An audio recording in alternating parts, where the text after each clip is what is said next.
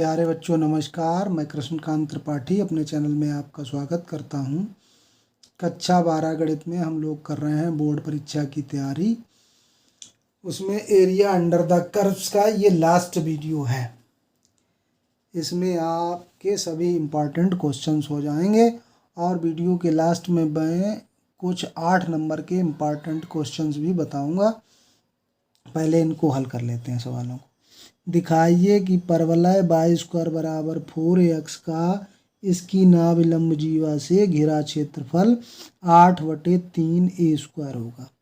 अब परवलय Y square बराबर 4ax, परवलय वाई स्क्वायर है तो वाई में समद्विघात है तो किधर खुला होगा, ये x अक्ष के सापेक्ष सममित होगा। ये ट्रिक मैं आपको बता चुका हूँ कई बार कि x में समद्विघात हो तो y अक्ष के सापेक्ष सममित और y में समद्विघात हो तो x अक्ष के सापेक्ष सममित। ये होता है परवलय का शीर्ष और a दूरी पर होती है उसकी नाभि, a,0। ये सूत्र आपको पता होना चाहिए, कक्षा 11 का है ये सूत्र। नहीं पता तो याद कर लीजिए। नाभि के निर्देशांक होते हैं a,0। अब वो बता रहा है कि नाभिलंब जीवा, जो नाभि पर लंब हो जीवा वही नाभिलंब जीवा होती है। तो यहाँ पे O बिंदु हो गया, यहाँ पे A डाल देते हैं, यहाँ पे B डाल देते हैं। तो हमें चाहिए क्षेत्रफल कौन सा चाहिए, अभीष्ट क्षेत्रफल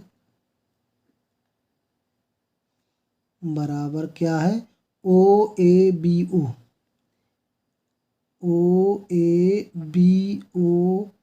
का क्षेत्रफल, इस भाग का क्षेत्रफल हमको चाहिए। अब मैंने एक बात आपको बताई है कि अगर सममित हो क्षेत्रफल, भाग सममित हो तो आधे भाग का क्षेत्रफल ज्ञात कर लो, उसका दूना कर दो। तो मतलब 0 से a तक का भाग हम ज्ञात कर लेंगे।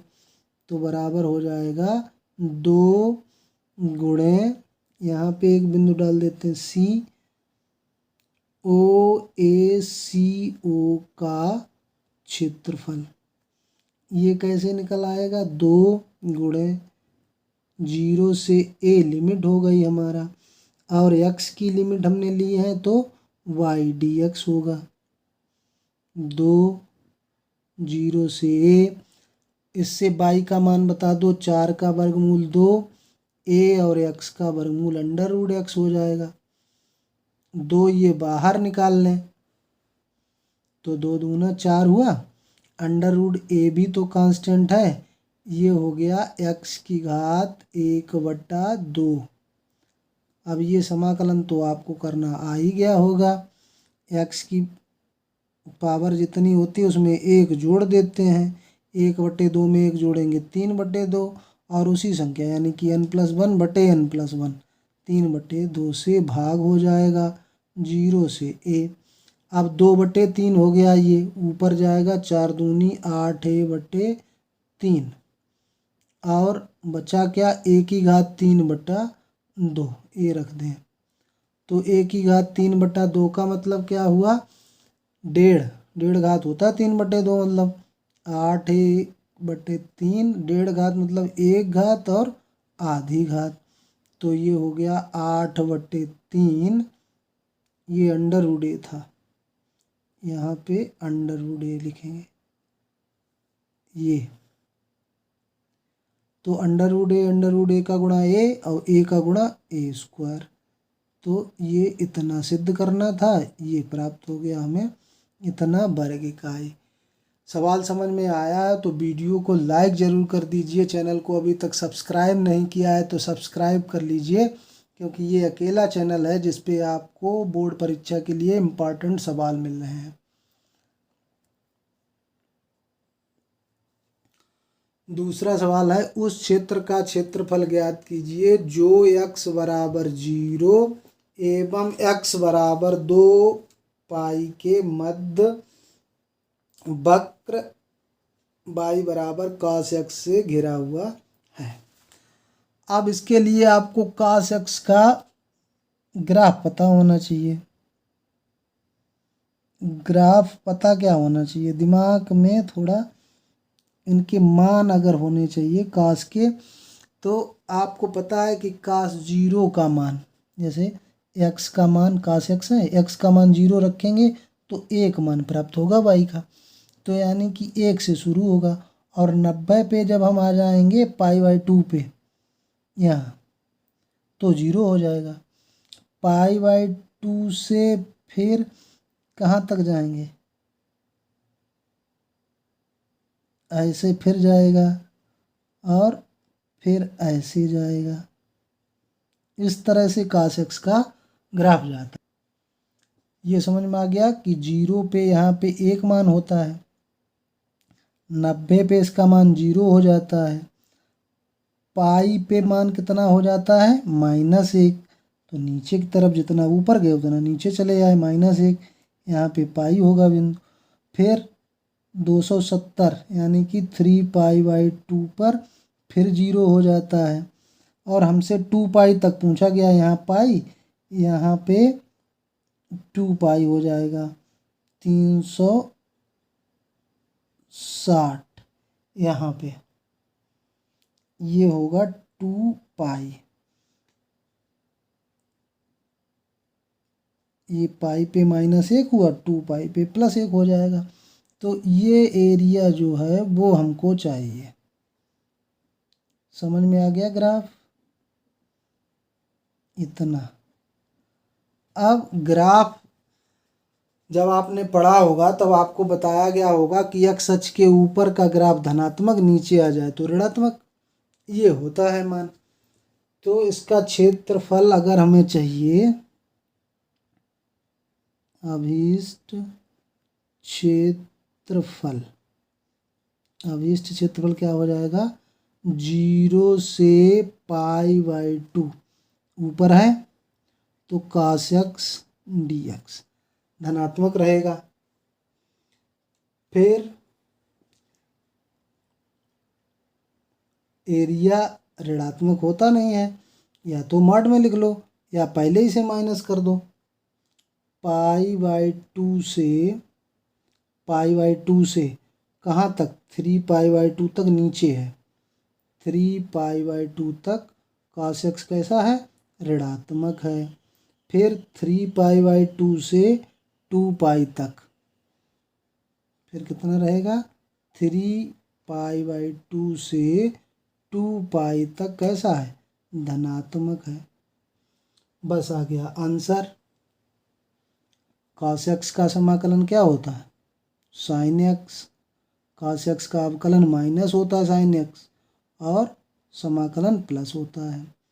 प्लस यहाँ पे मॉड क्यों लगाया गया, क्योंकि ये माइनस का है।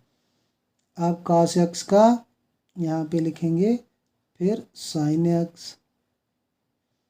पाई/2 से 3π/2 प्लस sin x, 3π/2 से 2π तक। अब मान रख दें तो sin 90 माइनस दूसरी limit sin 0 plus mod sin 3π/2 minus sin π/2 plus sin 3π/2 minus sin 2π। ये आ गया, इनके सबके मान रख दें।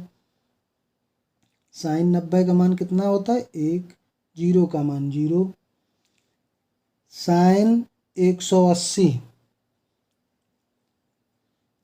sin 270 सॉरी, sin 270 का मान क्या हो जाएगा, sin 180 प्लस 90, और ये माइनस का 1।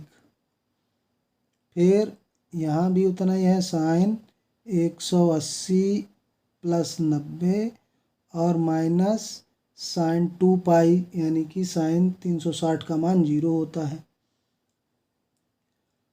अब ये हो गया 1 sin 180 minus 180 plus theta, minus sine theta होता है, तो ये हो गया माइनस का 1, ये भी माइनस का 1, प्लस ये हुआ जाके ये -1 हुआ जाके मान।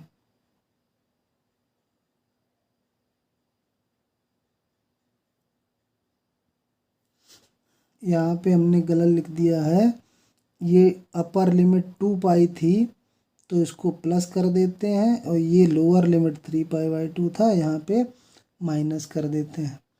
तो यहाँ पे पहले इस कोष्टक में पहले क्या आएगा, ये माइनस का है और ये प्लस का है, तो 0 पहले आएगा, माइनस फिर -1 तो प्लस हो जाएगा। ये +1, ये माइनस का 2 हो गया, मार्ड से बाहर निकलेगा +2 +1, तो ये हो गया 4 वर्ग इकाई। एक बार और समझ लेते हैं। ग्राफ हमको बनाना है, काश 0 का मान 1 होता है, 90 का मान 0, तो यहाँ से यहाँ तक आ गए। फिर आगे जब बढ़ेंगे तो पाई पे -1 हो जाएगा, 270 पे फिर 0 हो जाएगा, फिर जब 2 पाई पे बढ़ेंगे फिर +1 हो जाएगा। तो 0 से लेके 2 पाई तक हमको क्षेत्रफल चाहिए, तो यहाँ पे 0 से π/2 तक cos x धनात्मक, π/2 से 3π/2 तक ऋणात्मक, ये माड ना लगाएं तो ये माइनस लिख सकते हैं, और 3π/2 से 2 पाई तक cos x धनात्मक, ये लिख दिया और मान रख दिए इनके, तो उत्तर आ गया हमारा 4 वर्ग इकाई। इसी प्रकार से आपसे sin x का भी पूछा जा सकता है, तो sin x का ग्राफ आपको आना चाहिए। sin x का ग्राफ हम आपको बताए दे रहे हैं, किसी से भी पूछा जाए किसी लिमिट तक sin 0 0 होता है, फिर 90 पे 1 हो जाता है, π/2 पे यहाँ कितना हो जाएगा, π/2 पर 1, फिर पाई पे 0 हो जाएगा, फिर यहाँ पे 3π/2 पर फिर -1 हो जाएगा, अभी आप देख चुके हैं, और फिर 2 पाई पर फिर 0 हो जाएगा। तो ये वाला एरिया आपको चाहिए होगा, 0 से यहाँ पे हो जाएगा 2 पाई, तो ये वाला एरिया आपको चाहिए होगा। तो 0 से पाई तक कैसा रहेगा, धनात्मक, और पाई से 2 पाई तक ऋणात्मक रहेगा, बस आंसर आ जाएगा। दिखाइए कि परवलयों y² = 4ax तथा x² = 4ay के बीच का क्षेत्रफल 16/3a² होगा। सबसे ज़्यादा बार पूछा गया सवाल है ये। तो परवलय बना लेंगे, सबसे पहले y² = 4ax है, तो x अक्ष के सापेक्ष सममित धनात्मक x अक्ष के, x² = 4y है तो धनात्मक y अक्ष के सापेक्ष सममित। ये जो एरिया है ये हमारा एरिया हो गया, यहाँ पे O 0, अब यहाँ पे एक बिंदु हमको चाहिए जिसके निर्देशांक हमको पता होने चाहिए, यहाँ से लंब डाल देते हैं, ये 0, तो अब ये कैसे पता चलेगा, जब हम इन दोनों को हल कर लेंगे। तो x के मान हमें चाहिए, तो समीकरण 2 से y का मान उठा के समीकरण 1 में रख दें। समीकरण 2 से y बराबर कितना हो जाएगा, x² / 4a, समीकरण 1 में रखने पर तो क्या हो जाएगा, y² है ये, तो x² / 4a का होल स्क्वायर बराबर 4ax, तो ये हो गया x की पावर 4 बराबर, ये 4 चक्कू 16a² × 4ax, यानी कि ये हो गया 64a³ x की पावर 4 - 64a³ बराबर 0। यहाँ से x ले लिया कॉमन, तो x³ - 64a³ बराबर 0, तो इससे आ जाएगा x का मान 0 और 64, x³ बराबर 64a³, 64 कितने का होता है, 4 का क्यूब होता, तो 4a, 4a का क्यूब हो जाएगा इधर x³, तो x बराबर 4a हो गया। अब हमको लिमिट मिल गई 0 से 4a, अभीष्ट क्षेत्रफल ज्ञात कर देंगे। अभीष्ट क्षेत्रफल बराबर क्या लिमिट रहेगी 0 से 4a। अब देखो यहाँ पे मेन देखने वाली बात होती है कि ये एरिया ये इससे नीचे है, जो एरिया हम ज्ञात कर रहे हैं ये कौन सा है वाई स्क्वायर बराबर 4ax। तो वाई डी एक्स किसका रहेगा फर्स्ट परवलय का, माइनस इसके नीचे वाला एरिया हमको चाहिए नहीं है, तो 0 से 4a वाई डी एक्स किसका रहेगा सेकेंड वाले का। तो 0 से 4a पहले का बाई डी एक्स, बाई मान चाहिए तो 2√ax dx माइनस 0 से 4a दूसरे से बाई का मान एक्स स्क्वायर अपान 4a। तो अब ये वैल्यू क्या हो जाएगी 2 बाहर आ गया, √a बाहर आ गया, √x का अभी बता चुके हैं समाकलन x की पावर 3/2 3/2 हो जाएगा तो 2/3 माइनस ये 4a कांस्टेंट है एक्स स्क्वायर का x³ हो जाएगा 0 से 4a। तो ये हो गया 4/3 √a। अब 4 को 1.5 घात में लिख दो तो यानी कि 1 घात और 4 की आधी घात √4, फिर a की 1 घात और आधी घात माइनस 1/12a और 4a का क्यूब 64a³ अभी बताया था। अब देखो यहाँ पे क्या हो गया 4 चक्कू 16 दूनी 32 √a और a² बटा 3 माइनस 4 से काट दिया 3 और ये 16,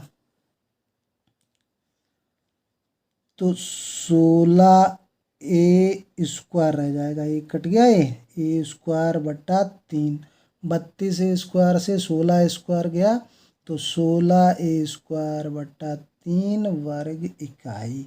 यही हमको सिद्ध करना था। सबसे ज़्यादा बार पूछा गया सवाल है ये, क्षेत्रफल 16/3a² होगा। सवाल नंबर 4 ये भी कई बार पूछा गया है। अगर ऐसा सवाल 2 नंबर में भी आ सकता है, यहाँ पे कुछ संख्याएं दे दी जाए कोटियाँ कुछ ना दी जाए तब कैसे करेंगे, ये भी इसी में समझ लेना आप लोग।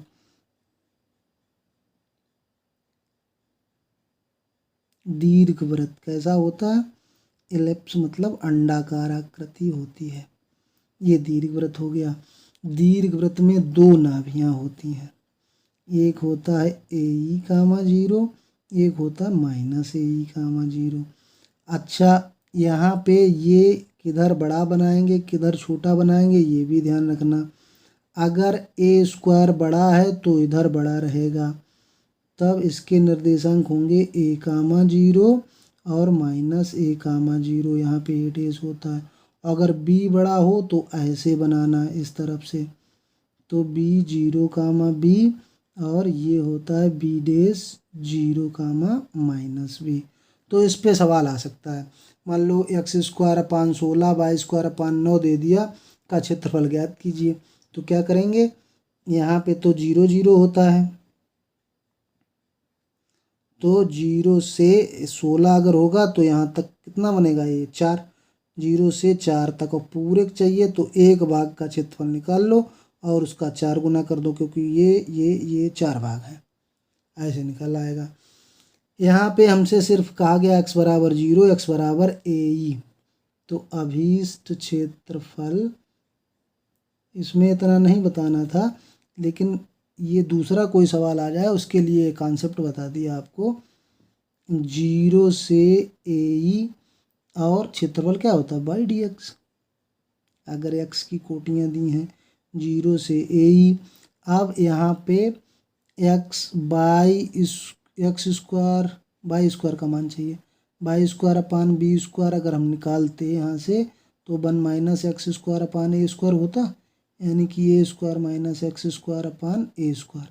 और ये बी स्क्वायर अगर उधर चला जाता तो B square upon A square, और वर्गमूल लेते तो A square minus X square under root में। ये फार्मूला भी आपको रटा होना चाहिए, ये कई बार प्रयोग होता है एरिया अंडर द कर्व्स में। A square minus X square क्या हो जाएगा, X upon 2 under root A square minus X square plus A square upon 2 sine inverse X upon A. ये पूरा सूत्र लिखा हुआ है 0 से ए ई। मान रख देंगे B upon A E upon 2 A square minus A square E square plus A square upon 2 sine inverse ए ई अपान ए। फिर 0 रखेंगे माइनस 0 आ जाएगा, यहाँ पे साइन इनवर्स 0 वो भी 0 हो जाएगा। अब इसका अंदर गुणा कर देंगे। अब 0 से x बराबर ए ई कहा था उसने, तो ये लाइन हो जाती है x बराबर ए ई। तो ये हमसे एरिया पूछा गया था, तो जितना ऊपर उतना ही नीचे है, तो यहाँ 2 का गुणा और कर दें। आपको बताते बताते ये हम बात भूल गए कि x बराबर ए ई लाइन कहा गया है। ये x बराबर ए ई लाइन हो गई, तो अंदर गुणा कर दें तो 2 2 कैंसिल, ए कैंसिल,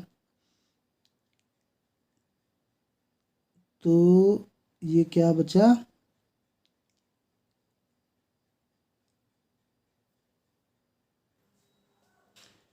ये ए कैंसिल, ये 2 कैंसिल, यहाँ पे बचा बी, और ए स्क्वायर इससे बाहर निकाल लो तो वो भी ए बाहर निकल आएगा।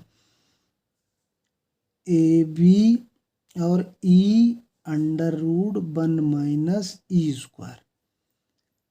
ए कैंसिल हो गया, 2 2 कैंसिल हो गया, बी बचा और ये ए बाहर आ गया। प्लस यहाँ जाएंगे तो 2 कैंसिल, एक A cancel, A B sine inverse A यहाँ कैंसिल हो गया, साइन इनवर्स ए। तो दोनों पर ए बी दिखा रहा है कॉमन, तो E under root 1 minus E square plus sine inverse E, ये हो गया हमारा आंसर। तो धन्यवाद। अगले वीडियो में आप देखेंगे रैखिक प्रोग्रामन के सवाल। हाँ, 8 नंबर में हम जो सवाल आपको बता रहे थे उसमें आप सबसे पहले तैयार करेंगे आव्यूह से समीकरणों को हल करना और ए इनवर्स निकालना। उसका वीडियो पड़ा हुआ है, प्लेलिस्ट है board exam questions class 12th, इस नाम से प्लेलिस्ट बनी हुई है मेरे चैनल पर। उस पर देखिए 27 वीडियो पड़े हुए हैं, उनमें ये भी है। और 1 2 रेखाओं के बीच की न्यूनतम दूरी या उनके बीच का कोण, ये 8 नंबर में सवाल निश्चित ही पूछे जाते हैं। और निश्चित समाकलन के कुछ 8 नंबर में आने वाले सवाल, ये सारे वीडियो पड़े हुए हैं, ध्यान से देख लीजिए। धन्यवाद।